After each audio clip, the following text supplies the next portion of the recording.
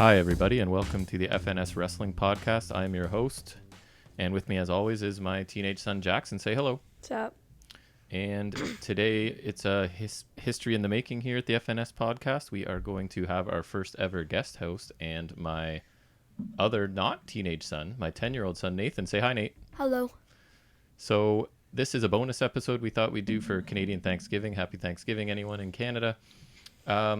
And Jackson, why don't you tell us what you chose again? Remind everybody in case they didn't listen to this week's pod. What did you choose? Yeah, so I chose NXT Takeover Brooklyn, first takeover not to take place in Full Sail. Right. August 22nd, 2015 in Brooklyn, New York, in the Barclays Center. Nice. And before we begin, Nate, I didn't prepare you for this, but why don't you give us a brief little, are you a wrestling fan? What do you know about wrestling? How do you see wrestling? Just tell us about your level of fandom, if you can. I know a little bit because Jack says a lot of facts.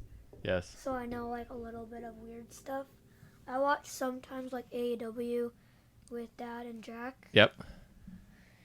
I know like a little bit. You do, because And like when I started, you were into it too, and then you didn't. so now it's on TV quite a bit. So Nate will stick around for some AEW while Jack and I are taking notes and stuff. What kind of wrestlers do you tend to like a little bit better, Nate?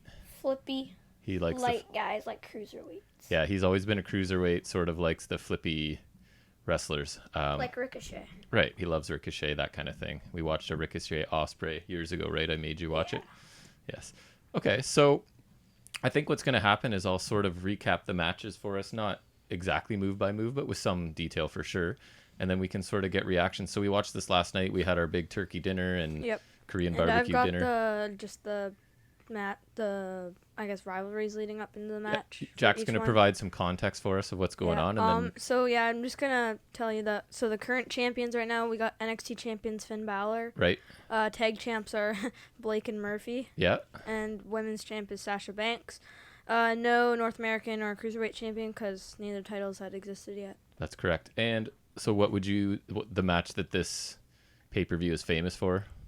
The women's title match. Yes, so this is sort of... If you don't know what it is already, you'll find out soon enough. Absolutely. So going into this then, I won't be recapping all of them, but there are the standard vignettes before each match, right? Sort of summarizing the feud and stuff. We watched some, we skipped some.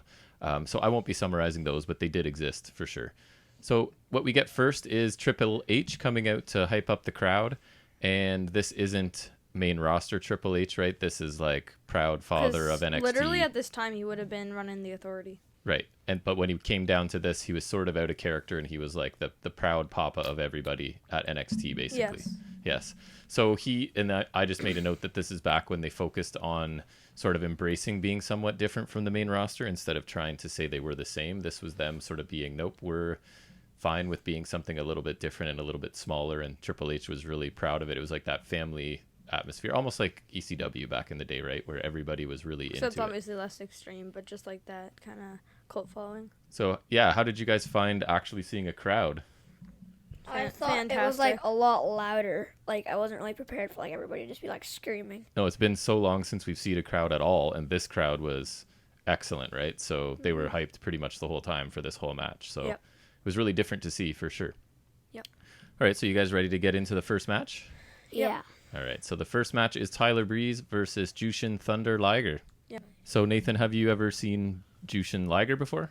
I don't think so, no. Definitely not seen him I've wrestle. heard much about him. I've never actually watched him. So this is still him not in his prime, right? He's still... No, definitely not. He's a little out. But he is one of the ultimate out of shape. So I'll just give you the rundown of the go ahead. lead up.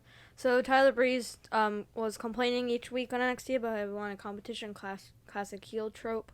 NXT GM William Regal later announced that NJPW, New Japan Pro Wrestling legend, Jushin Thunder Liger would face Breeze at TakeOver. WWE were able to come to terms with New Japan Pro Wrestling to get Liger to appear as a special guest on this event. Right. Awesome. That's the kind of stuff I was hoping you would gather for me. Nothing much on this, obviously, because it's just like more of a nostalgia kind of driven match, and it's very evident in the match. Yeah, for sure. It was just, getting in a super famous Japanese star, one of the most famous of all time, just coming in to do a match. or a couple matches or whatever he ended up doing. I can't remember. He's kind of like New Japan's John Cena, and then Tanahashi was like, or like he was New Japan's Hulk Hogan, and then Tanahashi's like their John Cena. That's not bad because it's just spanning those two eras, right? So, yeah, they brought him in just to get some eyes on the promotion and things. And Tyler Breeze was looking a bit, not looking different, but it was definitely different to see him here, right? This is the... He has long hair, like the weird boot thingies that look kind of cool for some reason. And he was more serious in the ring, right? This is the Tyler Breeze that I remember and like really, where he's doing the ridiculous model gimmick, but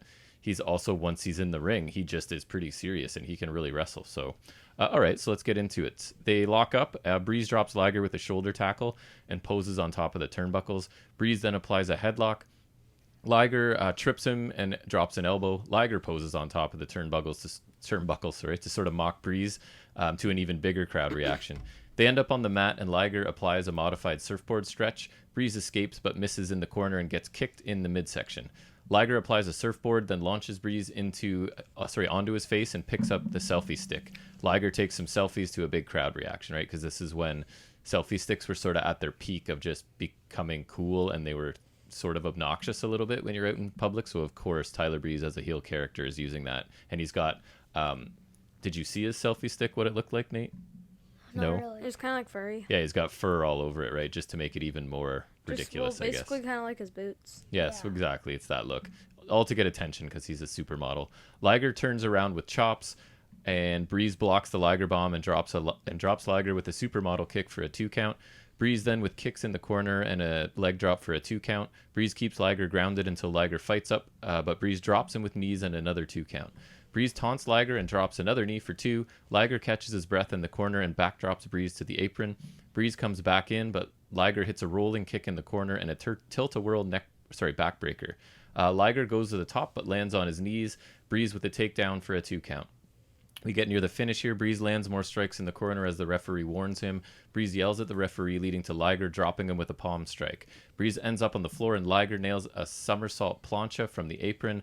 Liger brings it back in the ring and hits another strike, and then Liger nails his signature Liger bomb for the win, which I thought Breeze took pretty high up on his neck almost, right? Yeah. Yeah. So, what did you think of this match and Liger in general? Like I said, more of a nostalgia match and not much of a real like classic or nothing. Not much to it. I think it's remembered fondly for Liger's one and only WWE appearance. There's that cool backstabber move that Breeze did. Yes. And the supermodel kick, which is just a super kick, but he other than executes that, it well. not really much here. And Liger did like a bit, and then just the Liger bomb. So it didn't blow you away, just like a solid opener, yeah, I kind of. can see why people loved it just because it's Liger. And it's not Liger in his prime, so this is about what you could expect. What did you think, Nate? I wrote, my review was okay. I like certain parts, like the cannonball off the apron and the Liger bomb. Yep, and I think I felt like it was a decent opener. Yeah, it wasn't anything amazing for sure. I agree with you. It was. What do we always say on this podcast, Fine. Nate? And you gotta learn. It was fine. Yeah. Yeah, but the crowd reaction kind of helped it along. Yes. Absolutely. Right, because the crowd is into everything on this show. It's really nice to see and refreshing. Yes. From the era we're in now. So.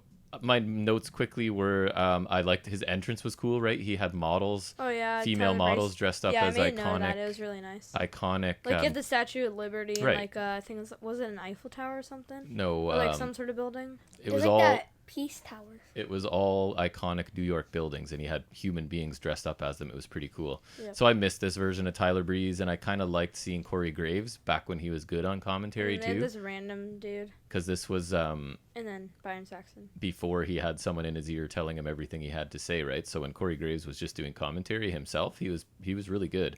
I was never a huge Liger fan, only because I never saw much of him in his prime. I never got into Japanese wrestling until he was far past his prime. But anyways, I thought he did a good job. This is the best version of Breeze. He's ridiculous outside the ring, but serious inside the ring. Kind of what he claims to be now, but I don't really find that he is. I thought this was a better... And I like the Liger bomb as well, and same thing as Nate. Sort of Liger's signature moves looked good. He's playing babyface, Breeze. So the gimmick doesn't come across as, I don't know, just doesn't work as well the way like you're saying it is now, like in this, because just the way he did it as a heel, yes, it just doesn't come across as. No, I get maybe it's easier to be serious when you're a heel, right? And now he's got to sort of be a serious face, which is harder. To be honest, I was battling technology a little bit, getting things set up, so I didn't see every second of this. But what I saw looked decent, and I liked seeing Tyler Breeze like that, so I thought it was a decent opener as well. Yep. And then, who did anyone catch who they show us at ringside here? In between? The X people. Yeah. X-Pac, Yep. Scott Hall, and Kevin Nash. Yes, which are better known as? NWO. The NWO were at I thought it was ringside. like the X Faction or something. You're close. You know who they were. See, X that's Factor, about right. Imagine you said X Factor, which was X-Pac, Just Incredible, and So they Albert. were at ringside, and Scott Hall was doing his gimmick with his X toothpick. Factor? Could you imagine? It's like, well, I mean, Matt Bloom was the head coach, I think. So imagine just like you have X Factor at ringside. No. Rather than NWO. I forgot all about X Factor, actually. People always said they had a terrible theme, so I listened to it and regretted it. It was bad? Yes. I can't remember. So bad. They did not exist for super long, I don't imagine. Nope. So our next match takes us to a tag team championship match, which is good old Blake and Murphy. Yay. Question, I thought I saw you rocking out a bit, Nate. How did you like their theme song? I thought it was actually I liked it. Yeah, because it's the same as the Murphy theme that you like, so. It's similar, right? No, it's the exact same one. Is it? Because when he returned it for his solo cruiserweight one, he had to use the same one. And then when he went to Raw, they gave him the crap one he's stuck with now. So that genre or type of music is called dubstep, and it was big for a while, and I really couldn't stand it. But it's definitely upbeat and whatnot, right? So I noticed you guys kind of liked it. Yep. So Blake is still employed with WWE, I believe. Yep. Forgotten Sons. Right, but they just haven't been around for a while. And Murphy is Disciple going to SmackDown now. And Vaudevillains were 0-2. They're both gone out of the company, correct? Oh yeah. Yes, Gotch is gone because he's been long gone. He had some behavioral issues, I believe. Yeah. And I thought you said like Aiden was like signed to AEW or something. No, he was hoping Miro. that he would be. So I don't think Aiden English is anywhere right now, right? No, that was Miro who signed Rusev. Right. So I'll cover the layup again. Yeah, please do. So Blake and Murphy won the NXT tag titles at the end of January 28th, on NXT from the Lucha Dragons, when that was a team. Yeah. Sin Cara and NXT. Jeez. The Vaudevillains pursued a title shot throughout the summer and got one after defeating Enzo and Cass. Again, that's funny. Gone. To become the number one contenders. They would lose a match to Blake and Murphy, but a rematch would be set for TakeOver. I believe it's explained by commentary later on that it was due to, I believe, some interference from Alexa Bliss. Makes sense. In that match. There's a lot of that. Yeah. But yeah, so that's the lead up there. So Blake and Murphy, for me, when I was watching them at this time, they were the classic, like, good tag team, pretty good matches, good in the ring, but not much charisma, not much, which is why they were paired up with Bliss, right? She was and she was dating Murphy, right? Yes. But they always put on some pretty decent matches. I kind of liked them more than the average person did, it seemed like. And the Vaudevillains, what would you say about it, Nate? If you had to describe the Vaudevillains, like, gimmick, what would you say it is before? I would say kind of weird. It's like, I don't really know. It's like play, like, I don't know. It's like, supposed to be awkward. a manly gimmick. It's supposed to be a manly gimmick. So what it is that Vaudevillains, like, vaudeville was an era from, like, late 19th century, early 21st century. So let's say to like the 1920s. And it was just like this variety show and they're representing, like, Gotch represents sort of the strong man from these shows, and then Aiden English would be like the entertainer, singer, whatever. Because what they basically were they go like manly. Vaudeville was famous for, like, variety shows. So you've got him playing like an early 20th century strongman and an early 20th century singer, which on paper, and as I say it, sounds ridiculous, but they got over and the fans were really behind them here. And so this is when they were a babyface. I never saw them at NXT, so when they came to the main roster and they were like heels, they had like a more serious theme. I think they had the same intro, and then it was like the and then when serious, it was like John. And they're heels and they did nothing. That was in NXT when they were a heel tag team too. I think they did the same thing with the theme. And then they changed it. I think when they're face, so it's just like the whole time. I thought Gotch actually was a pretty good worker, and that English not so much, but they were okay. But anyways, shall we get into this match? Anyone have anything else to say? You ready to go, Nate? English is pale. All right. Gotch starts off with Blake and they trade holds. Gotch gets a quick 2 count. Gotch then counters in the corner and an armbar. More back and forth until Gotch goes back to the arm. English tags in and hits a running kick to the face for a 2 count. English takes Blake to the mat until Murphy comes in for some double teaming, but English turns it around on them. English flexes and goes back to working on the arm. English gets knocked from the apron and hits the floor. Blake comes back in and brings English in for a 2 count. More tags by the champions as they keep English down in their corner. So they're sort of cutting off the corner. Classic heel strategy.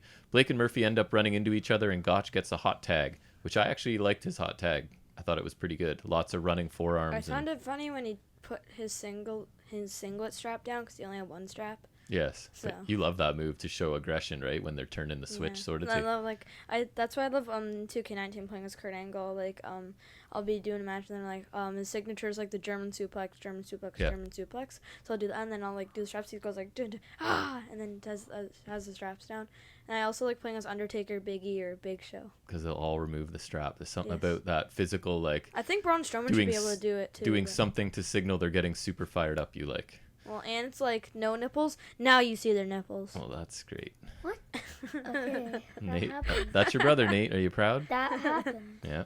So, Gotch gets the hot tag. He unloads on both, but Murphy is the legal man. English comes back in and they double team him up top. They go for a double superplex, but Gotch comes in with to powerbomb both of them to the mat. I thought that looked pretty good. Gotch powerbombs both of the. Yeah. They don't have an actual team name, right? I guess Blake and Murphy. Blake and Murphy. Yeah. English then immediately hits a senton for a close 2 count. That was a nice near fall. The double powerbomb thing, I found it was smart because usually they would just do the Tower of Doom and English would still get superplexed, but he didn't, which Good made point. more sense. And I get tired of the Tower of Doom spots because it's very cooperative, right? So I like that they sort of looked like they were going for that. You're right. And then English, instead of taking a bit of offense, he gets to deliver some more, which makes way more sense. And like he's not being taken out by his teammate. Yes. Bliss gets on the apron, but Blue Pants pulls her off and chases her. AKA AEW's Leva Bates. What did you think of Blue Pants, Nate? You're groaning over there. You want to hear her Don't theme? like her. Why? Wanna hear her Her theme? theme's bad. I just Da don't da like da. her facial expressions. Yeah, she's She's pretty plain. I could Don't like do her her. theme. It's literally da da da da and over again. Yeah, it is.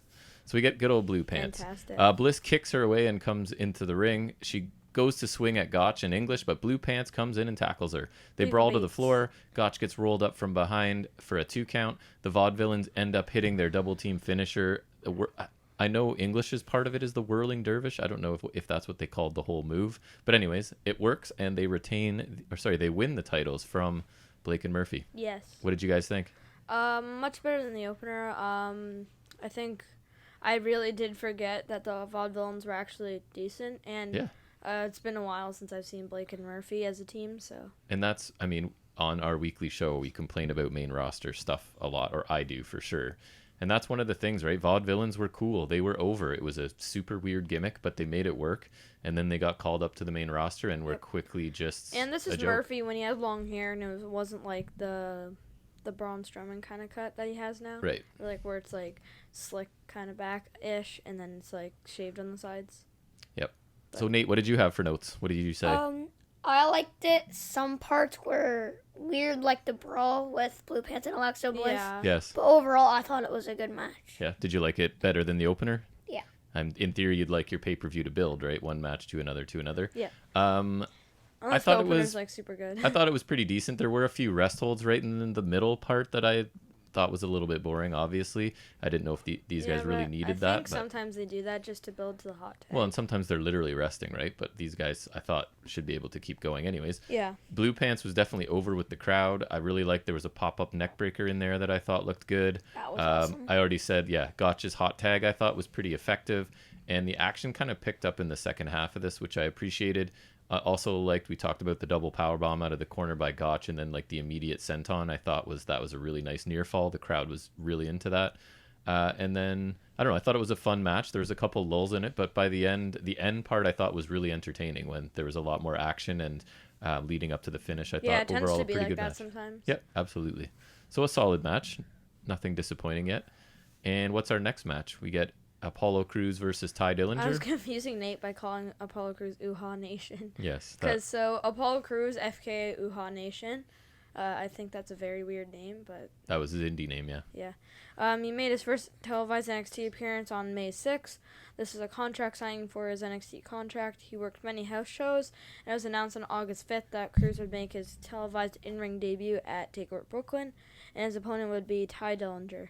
And Canadian. As they made their entrances, I was very sad when Ty Dillinger didn't have his infamous 10 theme. He has had, like, some weird... It was before this, right? It's before he gets the new stuff? And I think before he's like a giant baby face. Right, because he's still working heel here, which I actually liked. What did you think of these guys, Nate? Anything to note? I liked Ty's theme, but not his outfit.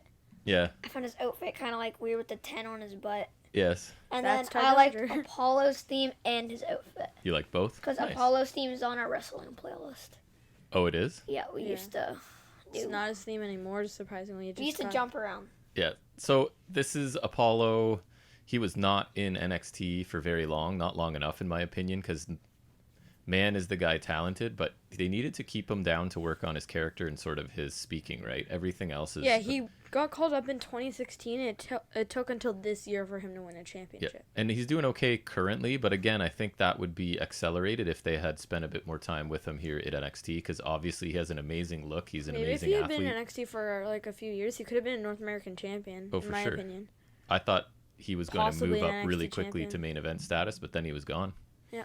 And Dillinger was, his hair was, I had forgotten, his hair is ridiculous. What, like with the, tied He had it down like back? shaved with with the 10 in it and then little markings in it, and then it was like... Yeah, he had like the lines on the side. I don't think he always had the 10. And then like a man bun almost on top.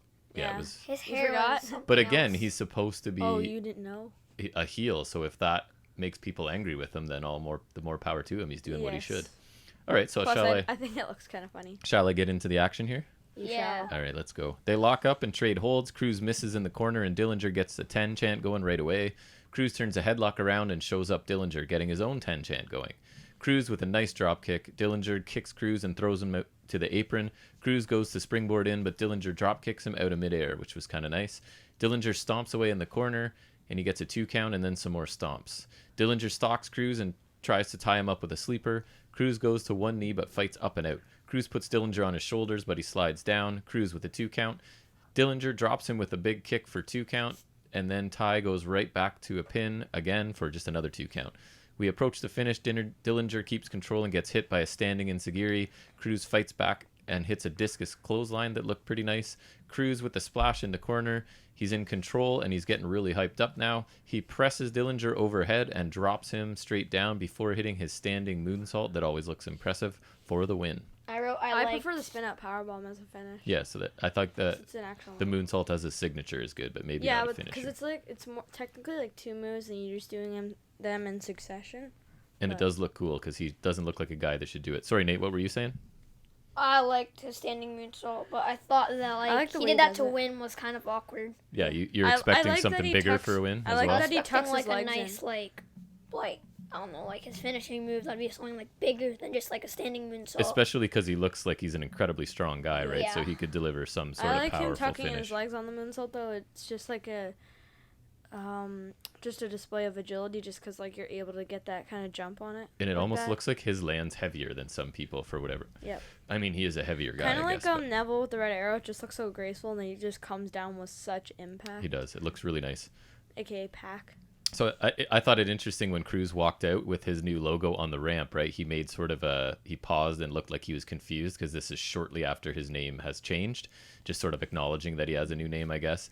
And Cruz is an acrobat, right? Right at that very beginning, he does like a very acrobatic tumbling run somewhere. He works he into does, the... like a cartwheel to a He, like, back. I'm guessing you avoids- like that, Nate. He avoids it like Yeah. a cartwheel and then does like the backflip. Right, Yeah. which always looks amazing. It's like a round off or something. And then just, man, if they had given him a little more time down there to work on his character, I'd forgotten how good a mid-card heel Ty Dillinger was. Like, I really liked him in this role. Yeah. But then the problem was that the crowd just got behind the whole 10 thing too much, and he turned, right? So Again, I think he could have been a good North American champion. Could have even been an NXT champion, but I think he just needed to like work on it. I think yes, he was over and could work on the main roster, and who knows, he could have been a mid-card champion there even if he had gone up. But then they just kind of butchered it, had him lose to Shinsuke Nakamura a few times. Yeah. 2018. because the crowd was Never so did behind anything. him. We talked about it in a lot of his matches. Anytime there's any sort of counting by the ref, the crowd just chants 10 every count that they're supposed to be, right? Which was really cool. The crowd really got involved. So I thought this was a Such, decent short match. Interactive gimmick. It was to get Cruz a win. This is actually his debut, right? So Yes. it gets him a win against a respectable opponent. It's exactly the result I expected, but the match was fine. Yeah, there it is. It was I fine. wrote a short match, but made Cruz look good in his debut. Yes, I agree. Any thoughts, Nate? I thought it would have been better, but I like certain parts. Like the end was kind of choppy. Yep. Some parts were like slower. Yep, for sure. You're the kid that wants action, right? Like you Yeah. want nonstop rock, pretty much. Like you should have watched O'Reilly Balor from the main event. Ooh. It was pretty amazing. Although you'll probably get more into the women's match coming up, I would Yeah. assume. So we had a quick announcement. This was 2015, briefly after Dusty Rhodes had unfortunately passed away. So we got the announcement of the inaugural Dusty Rhodes Tag Team Classic. And I just thought this was just cool because the Dusty Rhodes Classic has been a pretty cool thing over the years, and I just like to see it being announced inaugurally is cool.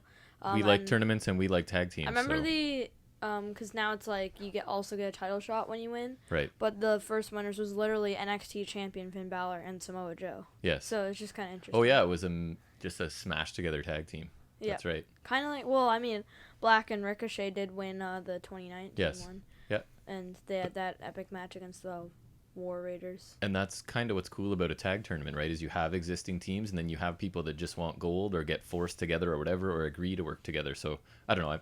I'm a sucker for tournaments and tag teams, so it was right up my alley. Yeah.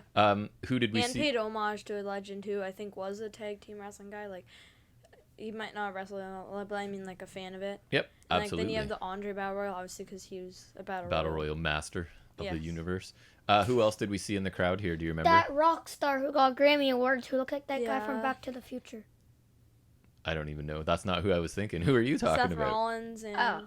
Who are you seeing? That Grammy Award winner. Talk into your mic a little bit. There That you go. Grammy Award winner, like you Women. said. Oh, Rick Rubin. Sure. Yes, you're right. The and then we had producer. Seth Rollins and his then girlfriend. Yes. And Seth Rollins is the current WWE champion who at else? this time. That's a superstar now. Female. Oh yeah, Kana. Oh, her too, which is Asuka. Still not who I'm going for. No, it's. Remember it's they had a Asuka's bunch twin of sister. tough enough people there? Oh yeah, Mandy Rose. That's right. Was she going by that name then? I don't know. I don't thought think they so. said something else, but I really wasn't paying I attention. think it was like something else because I remember So on do like I. one of the realistic TV I don't know shows. if it was Yes. here, but It was like something is like I don't know. It was. I think it wasn't Mandy Rose, but I don't anyways. know if it was here, but I just remember. I just want to say now, I was afraid because they showed a vignette for someone, and if you don't know who I'm talking about, I'll give you a hint because she's not like most girls. Oh yeah, there was a Nia Jax. Yeah, Vignette in before there she for sure. debuted, and nobody knew the injuries and horrors to come. Yes, she does tend to hurt some people sometimes. Yes. So, anyways, I just thought it was interesting to see Mandy Rose 5 years ago, pretty much looking exactly Yeah. the same as she does And now. Seth Rollins with sort of And- blonde hair. And Seth Rollins was there too. That looked weird. So our next match takes dare us you. into Samoa Joe versus Baron Corbin. Do you have any context for us there? Baron Corbin, so I actually had to watch a clip for this, but defeated Alexander Wolf on the August 12th episode of NXT. He was attacked afterwards by Steve Cutler. Oh wow! Also a Forgotten Sons. Yeah, but I remember him in like 2016 when he was a jobber, and he Yeah. had like a flat top kind of cut, I think he was like fresh out of the military at that point, or he was doing Or a some- military something. gimmick. and he fended him off easily. Samoa Joe came out and cut a promo and stood up to Corbin, and brawl ensued, and this set the stage for a match at said Takeover. And do you remember had Samoa Joe been here very long at this point? A bit. Yeah, I feel like not too long. It's been though. a little bit because he obviously complained about his theme because he's got his good theme. Right. Yeah. Love Samoa Joe's theme here. Yep. And he is a babyface at this point. Yeah. Which is weird.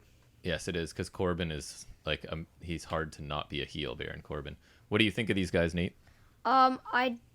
I like Baron Corbin's theme and his outfit, Yeah. and his I like current Samoa theme. Joe's theme and his outfit too. Yeah, Samoa Joe's theme's awesome. I like Baron Corbin's current theme more than this theme, but it's still decent. By his current theme, I mean his End of Days theme's not the one with the King of the Ring mix in it. Right. Just like the actual theme. Yes. And I assume you haven't seen too much of these guys, Nate? Or have you seen some Samoa Joe, maybe? Like, you showed me some cool clips of Samoa Joe, and then Yes, he's there's awesome. like that King of the Ring on like Raw that I watch sometimes with Baron Corbin. Yes. But I don't really see Baron Corbin wrestle a lot. So I knew Baron Corbin was going to be a main roster guy for sure, pretty quickly. So do you want me to get started on the action here? Yes. All Sure. right. So they lock up and then they break. Baron misses Joe and tries to take him down by his arm. Corbin rams Joe into the corner. Joe goes for the coquina clutch pretty quickly here, but Corbin quickly scrambles to the floor to regroup. They argue on the floor, but the referee gets in between them. They come back in and Corbin strikes with a kick and a forearm. Joe turns things around and drop kicks Corbin over the top rope. Fans chant for Joe as he goes for the suicide dive, but Corbin meets him with a forearm. Corbin with another shot before taunting the crowd. Corbin comes in with quick splashes in the corner and a 2 count. Joe starts to fight back after more offense from Corbin. Joe rolls Corbin up for 2 and turns it into a half Boston Crab. Joe goes into a crossface next. I thought these transitions from Joe from one submission to another looked pretty awesome and really showcased like just how good this guy is.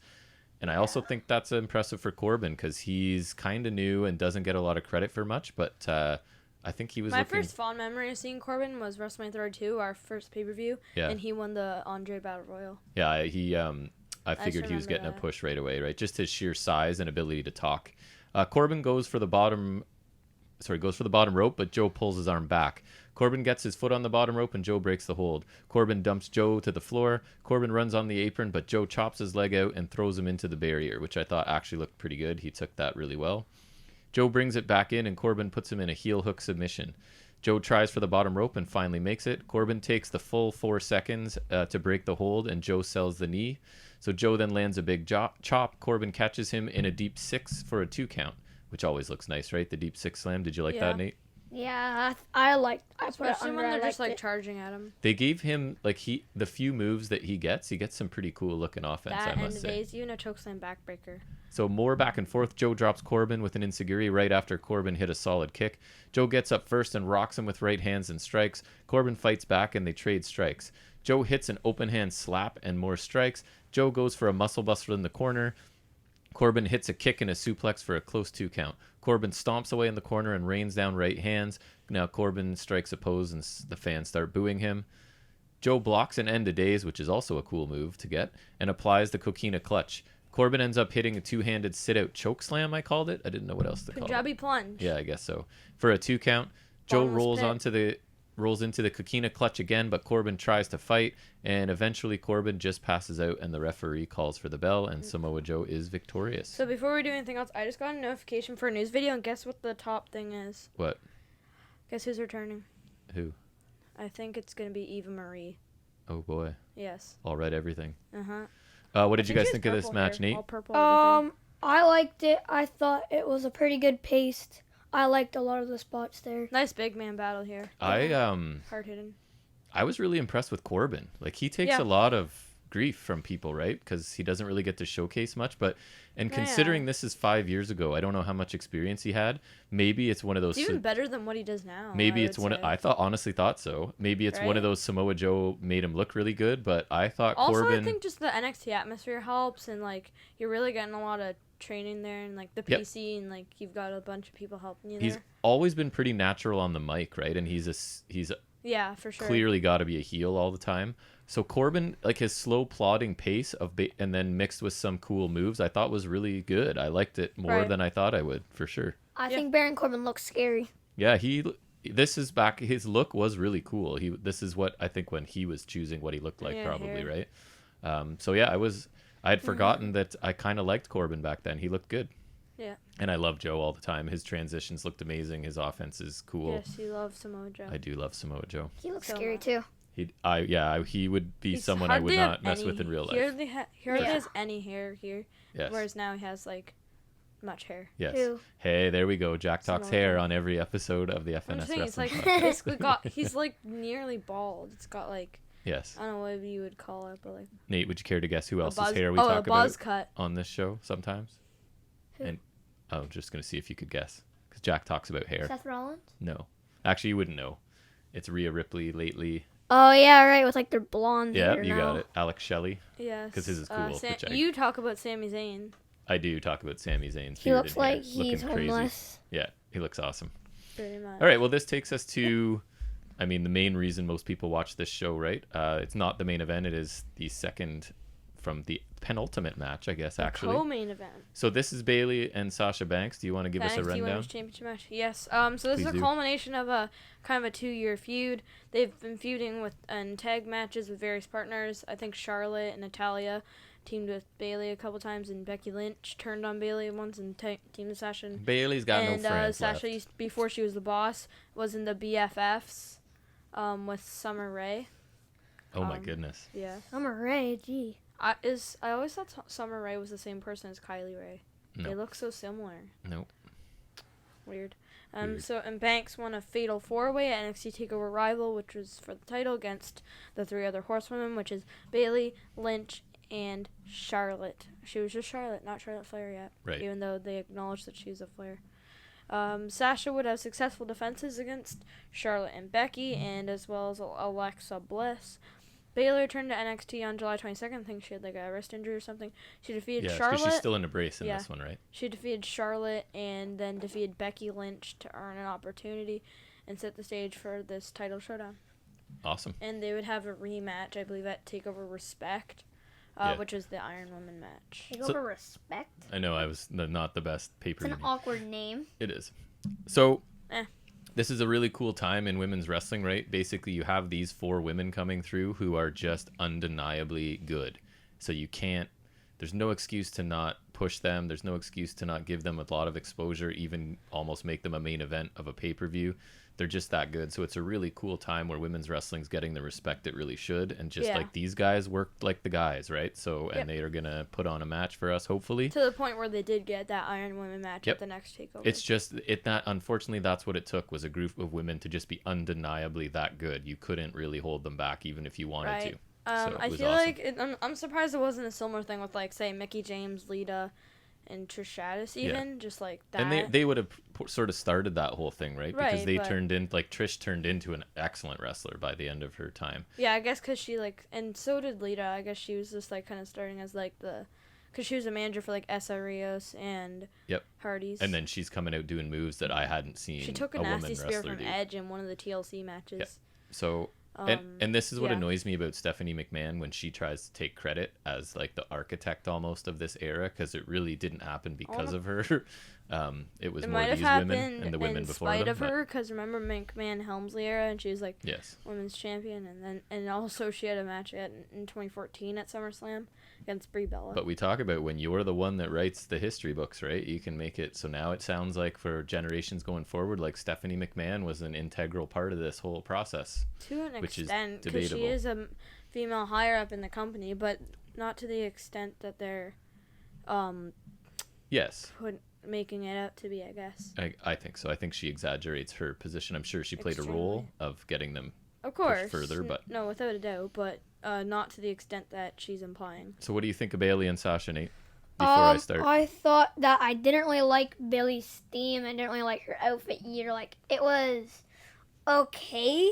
Yeah. And then I liked Sasha's entrance, but not her outfit either. Sasha All just I'm gonna say is, if you think this Bayley theme was bad, you should listen to her current one. It's I like it pretty better than the generic first and one. it's not the best. What, like the evil one? Yeah, I like it better than pretty this one. generic though. Sasha just reeks of a star, right? Just the way she carries herself and the way the she boss looks. gimmick really did get across well. She looks like a star. And I love Sasha. She just really looked invested in, and looked like this is what she could actually believe, and it just worked well for her, and I think she was right for the gimmick. They say that the best character is when it's kind of you but dialed up to like 11, you know what I mean? And I feel like that's exactly what she's doing. This is her just cranked right up, and Bayley's one of the all-time, in my opinion, best great faces, yes. male or female. So this is like a huge setup, right? You've got this super mega baby face who's been abandoned by all her friends, taking on sort of her evil that was friend another champion. cool aspect too. Not only she's the underdog, but she's also the underdog due to the fact that she's been turned on literally by all three of the other horsewomen. Yep. So yeah, it was a great build in going into this match, and you kind of knew you were gonna get a good match out of this. Yep, for sure. Sally, get underway. But then I think it still managed to surprise some people. But yeah. All right, here we go. This is a bit lengthy, but not too bad.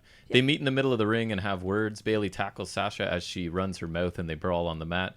Bayley goes for an early pin attempt. The crowd is really into this one, I could tell right away, as you expect. They've sort of been into almost anything in this whole show.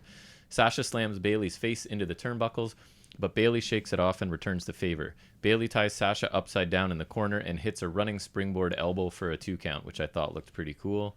I noticed they did not ease into it, right? Like a lot of times I summarize early matches by like reversals and counters for the first little bit. Not here. It was straight up, they're wrestling right away. Right, and they're going to put on a show. Yep. Sasha with a kick to the stomach as we get dueling chants now. Bayley counters a move out of the corner and Sasha rolls to the floor for a breather.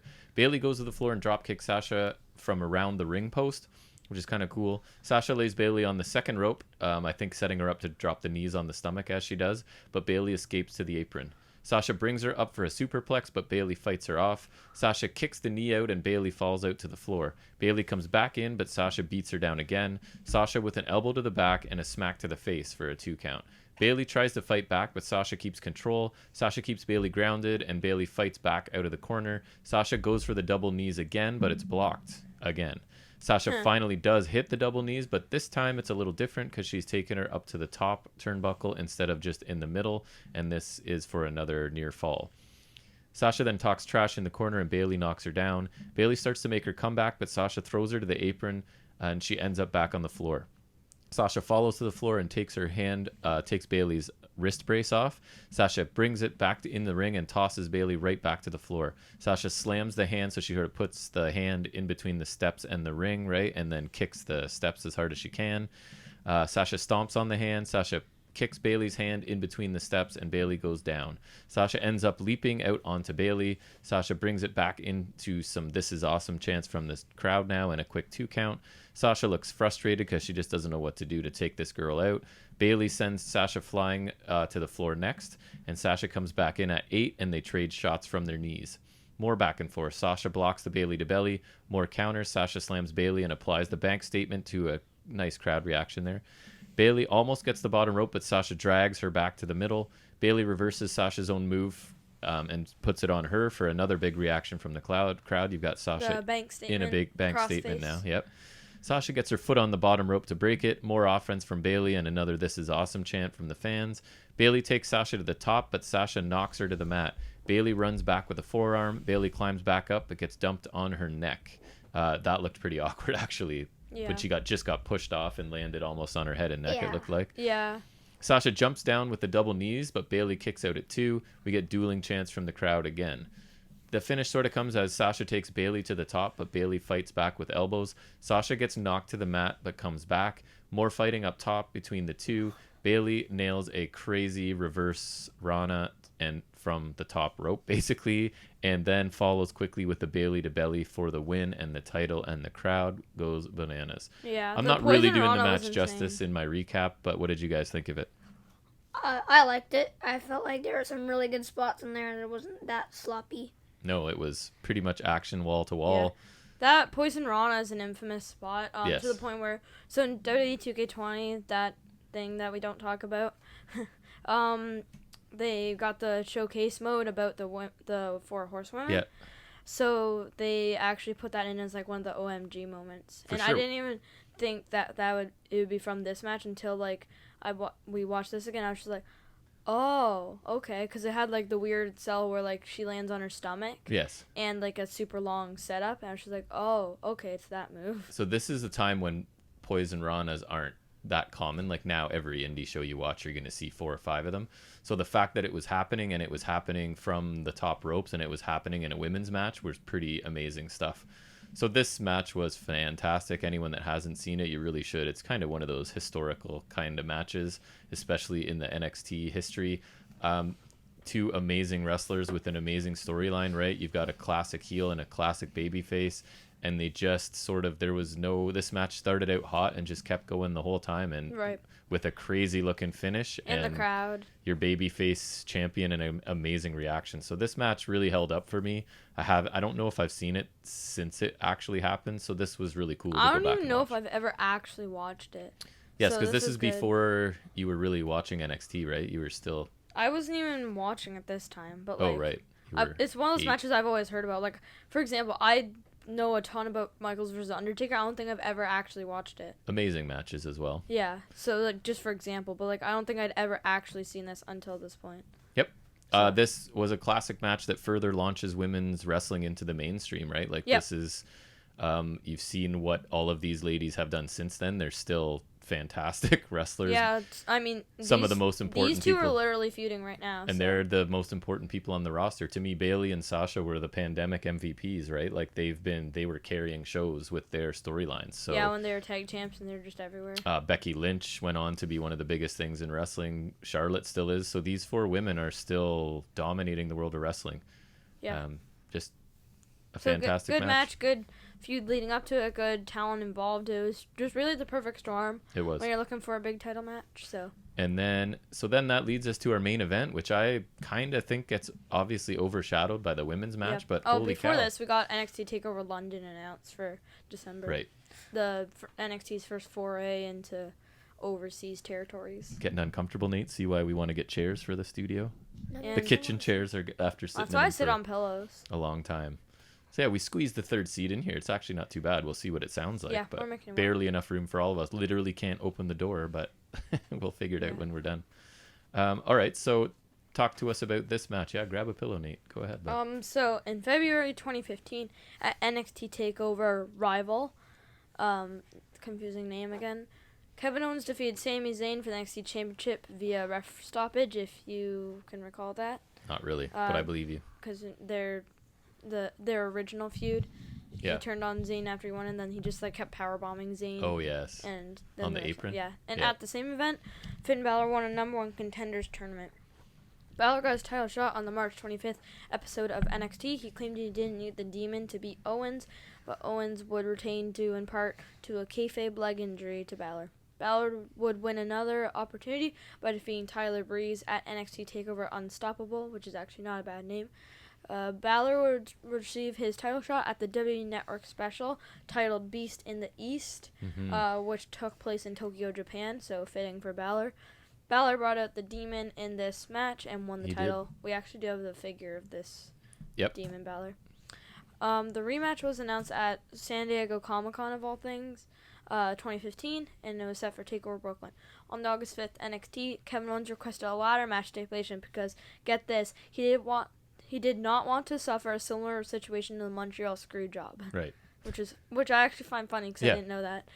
Balor obliged, and a ladder match showdown for the NXT title was set for TakeOver Brooklyn. And Owens is from Quebec even. So. Yes, so it's funny. So I just find it funny that that's why he requests the ladder match of all reasons. I've always loved Kevin Owens. I've been watching him since he was in ROH as, I think he was like Kevin Mr. Steen. Wrestling or the Wrestling Machine or something. Kevin Steen? He was, but this was even before. Like before. his nickname or like? Yes, before he was going by just Kevin Steen. So the one Kevin Owens story I remember is Jack was, I think we've talked about it before, when he was first into wrestling, he was just main roster and baby faces for the most part, right? As most kids, I think that's pretty normal. You drew a room plan of just all Kevin Owens crap. So I loved Kevin Owens, and he hated Kevin Owens and was just stubborn Jack, not willing to budge on that Kevin Owens was the worst thing ever. And I'm not an artist by any means, but I don't know, I was in a weird mood one night, so I drew like a recreation of his room, but everything was like Kevin Owens posters and Kevin Owens figures and Kevin Owens sheets and Kevin Owens everything all over. So that was you. I think you still have it somewhere actually. Yes, upstairs. I do. And then I did a Dean Ambrose one. Just to let you know that I've always loved Kevin Owens to the point where I've drawn an entire room full of stuff just to mock my own son. Isn't that nice? Such a good dad. Is that good parenting, Nate? Would you say? Not really. Why? Wait, hey Nate, what's the name of that Raptor And player now you look at don't him. like? Jody Meeks. Okay. What if Dad drew a room plan for you of all that? That's how it would feel. Nate's least favorite Raptor on the championship team. Okay, Jody so Meeks. think about that. Well, Nate. then I would draw a picture of, but there's like Kyrie Irving posters. Oof, around that would not be nice. or LeBron James. Ooh, that's not nice either. Or Anthony Davis. And they just won the championship, which I'm not happy about. Yeah, they got custom side plates for a WWE title. At some point, there may be an FNS basketball podcast because Nate is a basketball monster, and he would like to talk about that. So I wouldn't be surprised in the next year or two that might start happening as well. That's going to be a busy schedule for you. Sure is, but I enjoy doing this, so that's okay. I don't mind. Despite how angry I get setting it up sometimes, I enjoy actually doing it. Like the 3-mic setup, we'll see. I think it's okay. I mean, I haven't listened back, but this is new for me. Anyways, the ladder match. Nate, did you have any thoughts before we start? What did you think of this? Not the match, but just even their entrances. I really liked Finn Balor's, like, Demon Finn Balor How could you not? And, like, his entrance, like, this weird, like... It presents like an aura, smoke doesn't it? Have you seen it before or no? What? His entrance? Like, yeah. Yeah. Well, it just really presents an aura, doesn't it? It's just like kind of like Undertaker, just like. And like his outfit, including his face and body paint. Right. And then I liked Kevin Owens' theme, but not really his outfit. I don't really like Kevin Owens in general. Oh my He's goodness. okay. He calls him a fatty 2x4. No, don't be rude. That's what Nate calls him. Let's not be rude. He's a larger man, and he dresses like he's just A beast. a He's dad a going out prize for a fighter. walk on the weekend. Is generally prize how he fighter, dresses. bro. So yeah, that's any. Do you have any other thoughts before I start the? I found it dumb that there's just one ladder on the entrance stage, and that's all you get. Yes, you were wondering if there were going to be more ladders. I think there was eventually. So I think you guys have seen Balor's entrance because I think I probably made you watch it even when he was in New Japan. I remember the one time he did it on Raw. Yeah, but there were certain things that were so cool I made you guys watch, and I think that might have been one thing. Ultimate Deletion. The Ultimate Deletion was, or Final Deletion was one. Yeah, Final Deletion, sorry. I did make you watch that. And this event, I forgot to mention, this is like the innovation of the LED apron. Oh yeah, It's infancy there. Yeah. And definitely, they might have done it a couple times, maybe at like SummerSlam or something, but for sure the infancy of the LED ramp. Yep. All right, so I guess I'll get into it. Yes, I'm a nerd. Owens talks trash to start, as he is the best at, right? His ring banter, because you can actually hear him, and he's clever and quick on his feet. So he's yelling at Finn until Finn unloads on him. Finn then hits his shotgun dropkick right away, and then a big chop back and forth to the corners. They run the ropes, and Owens drops Finn with a back elbow. Owens then hits a senton, more back and forth until Owen hits his corner cannonball. They trade shots as an Olay chant breaks out. Balor hits a sling blade, then charges, and Owen escapes to the floor. Owens goes for a ladder on the ramp, and Finn nails him from behind. Finn brings the ladder to the ring, but Owens follows. They do sort of the tug-of-war spot for the ladder, and Owens uses it to ram Balor against the apron. Owens with another shot to the chest, and then Owens uses the ladder again and leans it up against Balor, so he's sort of pinned against the ring apron. He runs up as though he's going to like just smash into the ladder, and what does he do?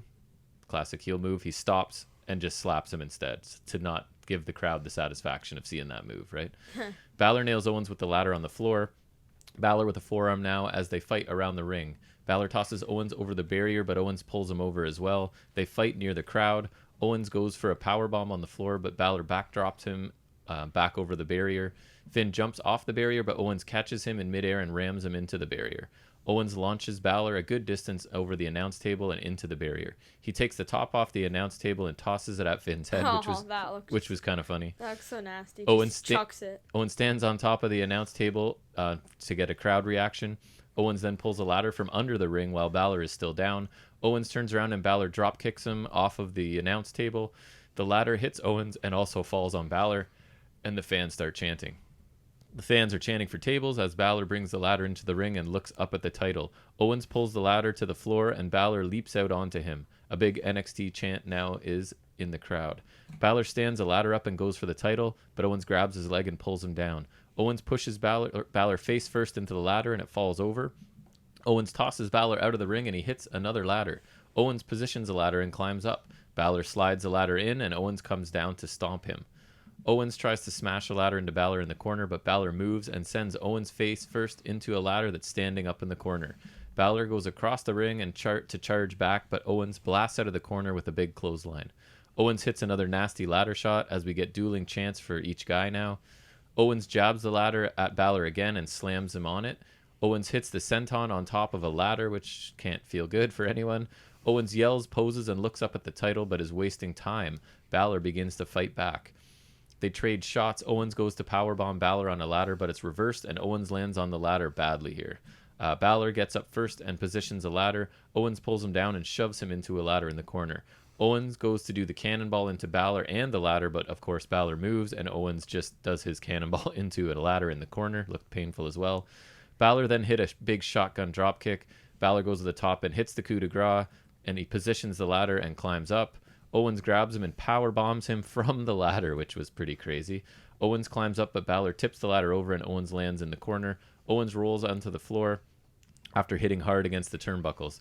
Finn goes for a ladder, but Owens pulls him to the floor. Owens goes for a powerbomb on the floor, but Finn jumps to the apron and kicks him right in the face, which looked pretty nice, like the running PK to the face. Mm-hmm. Finn rolls through on a missed coup de grace from the apron, and Owens nails a pop-up powerbomb on the apron. So the action is fast here with a lot of high-impact stuff going on.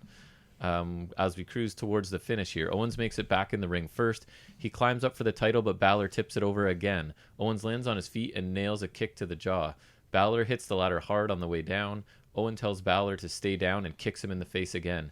Owens talks more trash and brings a ladder from the bottom rope to the bottom rung of another ladder that's standing. Balor gets up and Owens drags him to the ladder. Owens goes to suplex Balor from up high on one side of the ladder to the ladder bridge underneath, so trying to suplex him from one ladder onto another ladder he's set up. Finn fights him off and Owens falls back onto the ladder bridge that he sort of made himself. The back of his head hits hard as Finn looks up from the top of the ladder, but he's dazed. Finn reaches, but he can't quite reach the belt, so what's the decision he makes? So Owens comes up and gets kicked back down and lands hard. Finn can't reach the belt, so instead he looks around in anticipation, and he leaps off the top of the ladder for a huge coup de grace on Owens. And then Finn repositions the ladder, climbs up, and grabs the belt for the win. What a brutal match. These guys must be nice sore. Nice finish. That coup de grace spot, kind of like the reverse Rana, is kind of infamous. Yes, it's a huge Nate coup de grace. spelled coup de grace wrong. It looked on awesome. Purpose. So I can read it right. What did you think about this, Nate? The main event. I liked it. I thought it was really good. I like the part where Kevin Owens yeets the top of the announcement table to Balor. Finn Balor, yeah. Yeah. Sorry, he yeeted it? That's what I wrote. Yep. It's just... He did. It looked pretty fun. I thought it was a super good match. It was. I loved certain parts, like the coup de grace off the ladder. Yep. Some of them, really painful, but I liked it. Yeah, they took a lot of bumps on ladders and things. I think this match sort of gets a little bit forgotten because I thought it was awesome. Yeah, it was really good. So much action, so much painful looking stuff, an amazing crowd. And especially after that amazing women's match before this, the crowd was still hot, right? There was not a letdown. And I'm not usually big on one-on-one ladder matches just because I think the structure of ladder matches works better with multiple people because there's more people stopping you. You can make better spots. But this was proof that it does work if done right. So I think this was like a forgotten classic NXT match.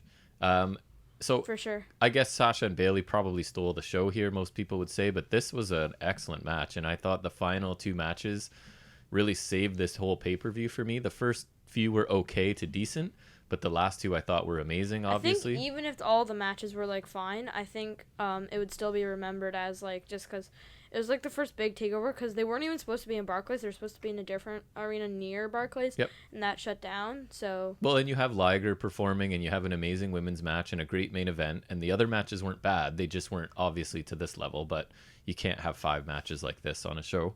So overall, I thought the show was really good. It was cool to see Tyler Breeze and the Vaudevillains being treated seriously, because they weren't for long after this, unfortunately. For me, it was even cool to see Blake and Murphy as a team. Yep. It was a nice reminder of how almost everyone was over in NXT before their move to the main roster, and then most of them die there, right? Right. So this is just a crowd that's willing to just buy into what you're doing. You're giving them a good product. You're giving them amazing wrestlers. They're not perfect. Right. Some of them obviously need some work in certain areas, but the bottom line is they work their butts off in the ring, and the crowd appreciates it. And some of them are cool characters too, even the Vaudevillains, which again on paper sounds stupid, but oh no, they were cool. They were over. They got done, and I do have their figures, so maybe I'll use them. Nice. So what did you think overall of this pay-per-view, Nate?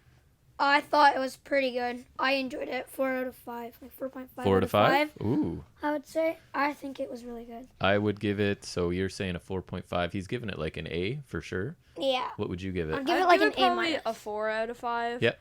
I think it was really good, but a little overrated. Just the first few matches. Yeah, because I think it's just looked back so fondly. It is a little overrated, but the final 2 matches are incredible. And Joe and Corbin was a nice big man battle. The tag title match was it was nice and feel good. And then the opening match was just a bit nostalgia. I forgot that I liked the Corbin Joe match so much, so I'm gonna bump mine up to an A. I was gonna say an A minus, but you're right. That match I thought was pleasantly surprising. Yeah, I think the entire show is a little overrated just because of the women's match, and while a little underrated, I think a lot of people would remember the ladder match.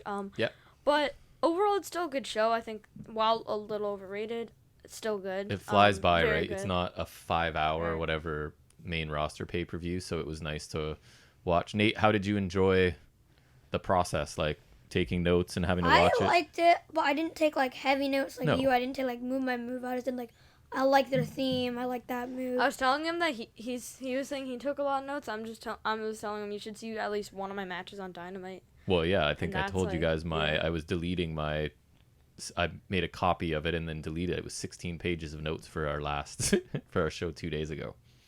Is what I have. Gee, that's like Yeah, because you're covering Ring of Honor lot. and Impact and Yeah. that jizz. And all that that's stuff, Too yeah. much for me. Yeah. Well, I enjoyed doing this. Would Yeah. you be willing to do another one, Nate, Yeah. at some point? Yeah, I was fun. saying maybe Christmas we'll choose something. Yeah, I think Christmas we will have time to do another bonus episode at some point. That's for me. Does anyone have anything they'd like to wrap up going into this? That I don't This- want Eva Marie to return tonight. This Thanksgiving Monday. Happy Thanksgiving. We're going to go eat some Yep. more leftovers. Yeah, happy Thanksgiving, Happy everybody. Thanksgiving, and Eva Marie, please don't return. Did you leave any Korean barbecue, Nate? Might have. They made a bunch of it. We do a combination of turkey and Korean I like barbecue to in this bathe house. my food in gravy. You do like Okay, gravy. that's just. No. You gotta be able to taste. And that since we gravy did real Thanksgiving alone, there's more leftovers than usual. Yes. So get at them. Don't we usually do it alone though? Well, yes and no. Don't we what? You do Thanksgiving? No. We usually have somebody here. Like Uncle Phil. Not as many as Christmas, but there's usually somebody No, here. because Anyways, like Christmas we do like stuff. we have more people here for Christmas. Hopefully things are sorted out and we can have people here for Christmas. Yes. But anyways, But I did it. enough Anyways, about us and our lives. Thanks for listening. Thanks to If you made it this anyone. far, good job. As Jack talks Merry over me in the Christmas. outro as he does every week. Yes, I do Amazing. do that. So thanks for joining us again. If you listened on Saturday and we're putting this Like one out chicken. on a Monday, we appreciate you've now given us 2 times on your week to listen, and I hope you enjoyed this. There's more bonus episodes to follow. And we've got one previous one, the Wrestling Society X one. It's already up and there. It's only 20 minutes. And that was like a pain for me. Yeah. Not recording, watching the actual stuff. Oh, you poor boy. And yet, in some sick and twisted way, I kind of want to do it again. Exactly. Another Wrestling Society X? Yes. Oh boy, a couple more episodes. I So we could talk about that. Because there's only 10 episodes, so if we did 5 bonus episodes with 2 Yikes. episodes each, Yeah. we could. Why do you and bring these conversations up on the air? I don't These- know, it's fun. I guess fun And then- for you, because then and I try and maybe- wriggle out of it because I don't want to and- commit to anything while people Well, are I'm listening. just saying, I'm just suggesting, and then it could give them something to possibly look forward to because our thousands and thousands of I fans. feel like you know that if you put it on the podcast documented, there's more chance that I'll actually do it and that this is your strategy. I didn't even think about that, but that's a good point. So anyways, I'll think about But it. I'm just We'll saying, see it's a what we good can do. idea. Okay. Well, I think that's going to be it from the FNS Wrestling podcast. Thank you very much to our guest. FNSS. I have one thing. Guest host Nathan. Thanks for stopping by. We'll always have a spot for you here if you'd like to join us. And What's your thing? sorry, what? Leave a like. And leave a like. Yep, subscribe us, like us, whatever the Subscribe, cool follow, whatever YouTubers we- are supposed to say. Well, we Leave a got like, everything here, so I don't know. Depending on what platform is, subscribe or follow. Yep. Give us a listen, watch, whatever. Like us, share us, tell people about Follow us. us on Instagram. That's where we put our updates. FNS_wrestling_podcast. We get updates just like, a lot of say work. we're gonna miss an episode for some reason. We'll let you know if we're Yep. gonna do a bonus episode. We'll let you know. Like we announced when we were on. Well, I didn't announce our iTunes just because I wanted to put it on the podcast. But like most of the time, if we get on something, we'll let you know. It's Yep. just like a way to stay posted with us and what we're doing. You can always find us on YouTube and pretty much anywhere that does podcasts now. We're all over the place. So And thanks for Podbean. anyone Because we have so many fans. anyone listening to us anywhere. Hopefully we'll gain some more. We had a good week last week, so let's see what happens. Anyways, let's wrap this thing up. Thank you very much, everybody, for your Peace out, time. Holmes. And we'll see you back here next week. Take care. Later.